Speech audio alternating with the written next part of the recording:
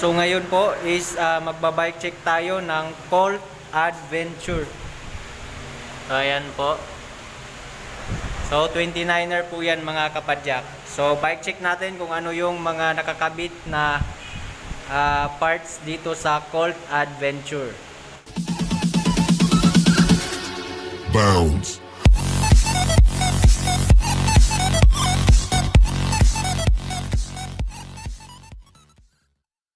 So unahin na natin dito sa kanyang cockpit. So sa handlebar, so naka mid-rise po siya. Then may kunting back sweep, ayan. Then may nakalagay dito na Colt. So mid-bike Colt po yan. So alloy na po siya. Then dito sa kanyang stem, so mid-bike Colt. Alloy na po yan mga kapadyak. Then yung kanyang top cap, so designed by Colt. Then yung kanyang clamping dito is size 31.8. Ayan. Then dito naman tayo sa kanyang brakes. So yung kanyang brakes po is naka Tektro hydraulic brakes. Ayan. Then sa shifter, so yung kanyang shifter po naka Shimano Altus. So 9-speed na po yan mga kapadyak. Then sa kanyang hand grip, so okay na po yung kanyang hand grip, rubber po siya. Ayan. So punta naman tayo dito sa kanyang fork. So yung kanyang fork is coil type po siya with lockout. Ayan. Then dito banda sa baba, sa may lower leg, so may nakalagay na sticker ng Colt. Yan. So punta naman tayo dito sa kanyang hub. So yung kanyang hub po is naka Novatec na po siya. So alloy na po yan mga kapadyak. Then naka stainless na po yung kanyang spoke. Then yan. So naka quick release na po yan mga kapadyak. Ayan. Then sa rotor naman, so yung kanyang rotor is naka bolt type po siya. So 160mm po yung kanyang diameter. Then sa kanyang caliper, so Tektro po yung kanyang caliper. So punta naman tayo dito sa kanyang rim. So yung kanyang rim po is mid-bite double wall alloy rim. Ayan, may sticker ng Colt. Then sa gulong naman, so yung kanyang gulong is made by Kenda. Then ang size naman po nito is 29 by 2.1.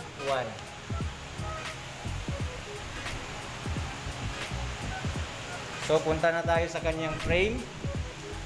So ang kulay po na nasa ating harapan po is meron po siyang neon green tsaka black po siya dito banda. Yan, maganda po pagka design. O, pati dito sa baba. So ang size naman po nito is small po siya. Yan. Then dito sa kanyang head tube, so tapered na po yan mga kapadyak. So naka smooth weld na po siya. Walang bakas ng welding. Maliban na lang po dito sa may bottom bracket. Ayan. So, internal cabling na po siya. So, itong butas na to, dito dumadaan yung cable housing ng shifter. Punta dito, tagos dito sa may RD papunta. Ayan. Then, ito namang isang hose na ito is hydraulic brakes po siya. Yan, internal din po siya. So dito papasok, then tagos dito sa kabila hanggang dun sa may caliper o rotor. Then sa kabila naman tayo. So dito sa kabila, meron po siyang butas dito. If in case naman po na maglagay kayo ng front derailleur dito. So, tatagos yan hanggang dito sa ilalim. Yan, di lang makita. Yan, hanggang dito. para sa front derailleur ninyo. Then dito naman tayo sa kanyang saddle. So yung kanyang saddle is made by Colt. Yan. Then ang seat post is made by Colt. Alloy na po siya. So maganda na rin po, matibay po siya. Dalawa po yung kanyang bolt dito. So ang size po nito is 27.2. Then ito naman po yung kanyang frena pedal. So ayan. So ball bearing pa lang po yan mga kapadyak. So dito naman tayo sa kanyang drivetrain set. Ayan. So sa crankset po, so square type po siya. So ayan, made by Colt. Then naka 34 teeth po siya mga kapadyak. Then self bearing na po yan na square type. Then sa kanyang chain, so walang nakalagay sa kanyang chain. So punta na tayo dito sa kanyang RD. So itong RD is naka Altos na po yan, Shimano Altos 9-speed. Yan. So ayan, so yung kanyang cogs po is naka Sojik po siya. So 9-speed po ito. Then itong pinakamaliit na gear is naka 11 teeth. Then itong pinakamalaki is naka 32 teeth. So ayan, Sojik, made by Sojik.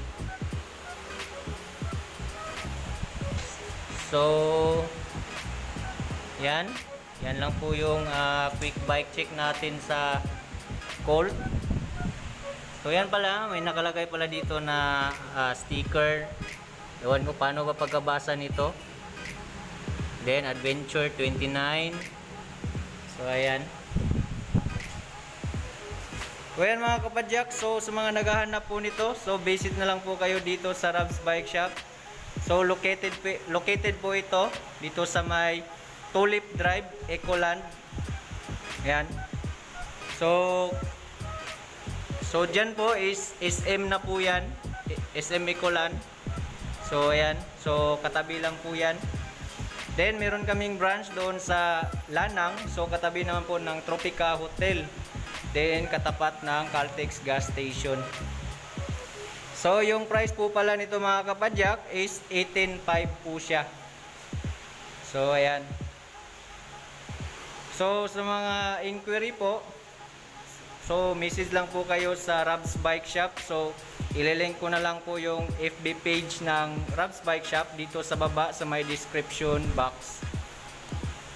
So yun lang mga kapadyak. So sa mga gusto magpa-shoutout dyan, so comment lang kayo dyan sa baba sa my comment section para sa next video na ating gagawin is ma-shoutout ko po kayo.